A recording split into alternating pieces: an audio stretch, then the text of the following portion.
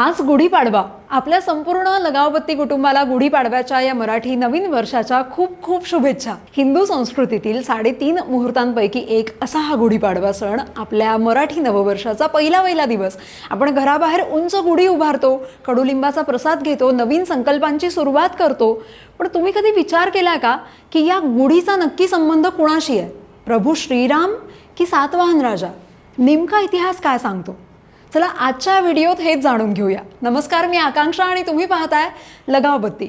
तर सगळ्यात आधी बोलूया त्या ऐतिहासिक संदर्भाबद्दल जो पुराव्यांवरती आधारित मानला जातो, आणि हा संबंध आहे महाराष्ट्रातील पराक्रमी सातवाहन राजघराण्याशी। सुमारे 2000 वर्षांपूर्वी महाराष्ट्रावर सातवाहनांचं राज्य होतं आणि याच घराण्यातील महान राजा गौतमीपुत्र सातकर्णी यांनी परकीय आक्रमक शकांचा जो राजा नहपान याचा पराभव केला। या विजयामुळे सगळीकडे आनंदाचं वातावरण पसरलं आणि लोकांनी विजयाचं प्रतीक म्हणून घराघराबाहेर गुढ्या उभारल्या।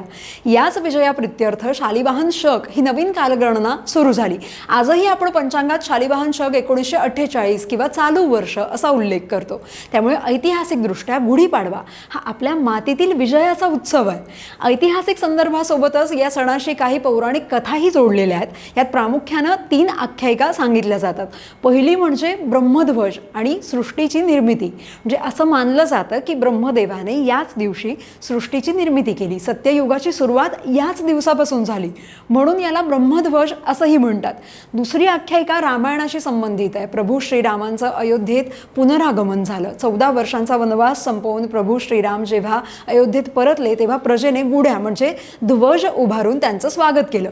पण मग इथे एक प्रश्न पडतो की जर ही कथा अयोध्येची आहे तर हा सण प्रामुख्यानं महाराष्ट्रात कसा काय साजरा केला जातो? याचं उत्तर तिसऱ्या आख्यायिकेत दडलेलं असू शकतं। आणि तिसरी आख्यायिका म्हणजे वालीचा वध आणि सुग्रीवाचा राज्याभिषेक। वनवासात असताना श्रीराम जेव्हा दक्षिणेकडे किष्किंधा म्हणजे आजच्या कर्नाटकात त्यांनी जुलमी राजा वालीचा वध करून सुग्रीवाला न्याय मिळवून दिला। या अन्यायाविरुद्धच्या विजयाचा आनंद साजरा करण्यासाठी दक्षिण भारतातील प्रजेनं गुढ्या उभारल्या असं मानलं जातं।